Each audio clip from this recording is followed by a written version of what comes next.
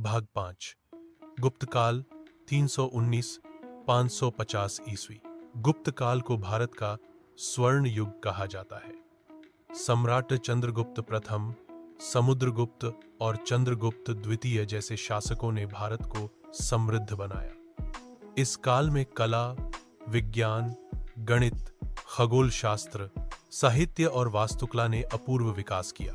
आर्यभट्ट ने शून्य की अवधारणा दी। कालिदास ने अभिज्ञान शाकुंतलम जैसे महान नाटक लिखे। भाग 6 मध्यकाल, राजपूत, मुस्लिम सल्तनतें और मुगल 700-1700 ईस्वी। राजपूतों ने उत्तरी भारत में अनेक राज्यों की स्थापना की। इसके बाद मुस्लिम आक्रमणकारी भारत आए। मोहम्मद गौरी और महमूद गजनवी जैसे आक्रमणकारियों ने दिल्ली में सल्तनत की नींव रखी। दिल्ली सल्तनत के बाद मुगल साम्राज्य आया।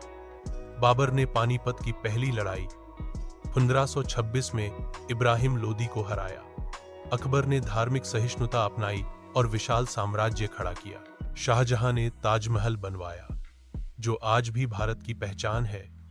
औरंगजेब के समय साम्राज्य का विस्तार तो हुआ, लेकिन कट्टर नीतियों से असंतोष भी बढ़ा। भाग 7 ब्रिटिश शासन और स्वतंत्रता संग्राम 1757 1947। 1757 की प्लासी की लड़ाई के बाद ब्रिटिश ईस्ट इंडिया कंपनी ने भारत में धीरे धीरे शासन करना शुरू किया। 1857 की क्रांति भारत की पहली स्वतंत्रता की लड़ाई थी, जिसमें झांसी की रानी तात्या टोपे और बहादुर शाह जफर ने भाग लिया। इसके बाद अंग्रेजों ने भारत को सीधे ब्रिटिश राज के अधीन कर दिया। महात्मा गांधी के नेतृत्व में असहयोग आंदोलन, भारत छोड़ो आंदोलन और सत्याग्रह के जरिए आजादी की लड़ाई तेज हुई।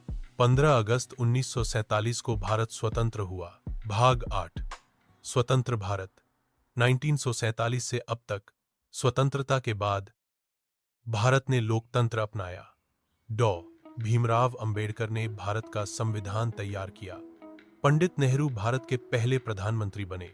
आज भारत विज्ञान, तकनीक, शिक्षा और वैश्विक राजनीति में महत्वपूर्ण भूमिका निभा रहा है।